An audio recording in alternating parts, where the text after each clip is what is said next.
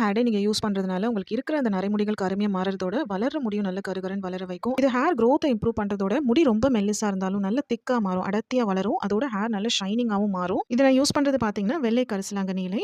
ஹேருக்கு பயன்படுத்தும்போது வெள்ளை கரிசலாங்கண்ணி ரொம்ப ரொம்ப நல்லது.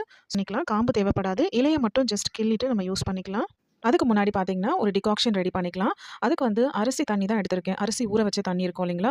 இது மினிமமா ஒரு 15, 20 நிமிஷம் ஊற வச்ச தண்ணியா இருந்தா ரொம்பவே நல்லது. இப்ப இந்த அரிசி தண்ணி லைட்டா சூடாகட்டும். 1 ஸ்பூன் டீ பவுடர் ஆட் பண்ணிக்கிறேன். கலோஞ்சி சீட்ஸ் பவுடர் அதாவது கருஞ்சீரக பொடி 1 ஸ்பூன் ஆட் பண்ணிக்கலாம். இந்த டிகாக்ஷன் இப்ப நல்லா ஆறுன பிறகு பார்த்தீங்கன்னா, கம்ப்ளீட்டா ஃபில்டர் பண்ணி எடுத்துக்கலாம். கரிசலாங்கண்ணி இலைய வந்து மிக்ஸி ஜார்ல சேர்த்த பிறகு, லாஸ்ட்டா பார்த்தீங்கன்னா, 2 ஸ்பூன் மருதாணி பொடி சேர்த்துக்கிறேன். எடுத்து வச்சிருக்க டிகாக்ஷன் பார்த்தீங்கன்னா, கொஞ்சம் கொஞ்சமா ஆட் பண்ணிட்டு, நல்ல திக் பேஸ்ட்டா வர அளவு அரைச்சுக்கலாம். இந்த பேக் அப்படியே இரும்பு கடாயில ஆட் பண்ணிட்டு, ஒரு மூடி போட்டு டைட்டா மூடி வச்சுருங்க. ஒரு 5 மணி நேரம் மினிமம் விடுங்க.